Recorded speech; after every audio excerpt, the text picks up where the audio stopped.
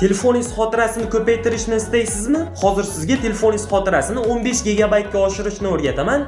Videoni oxirigacha ko'ring. Agarda videoim foydali bo'lsa, bittagina like bosib, kanalimga obuna bo'lib qo'ysangiz, bundan keyingi foydali videolarimni ham ko'rib borasiz. Buning uchun Play Marketga kirib, Google Drive deb qidirib, mana shu ilovani yuklab olasiz.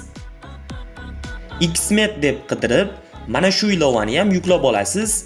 Va Google Drive ga kirib, pastdagi plus belgisini bosib, upload tugmasini bosib, rasm, video, audio va boshqa xohlagan faylingizni yuklab qo'yishingiz mumkin.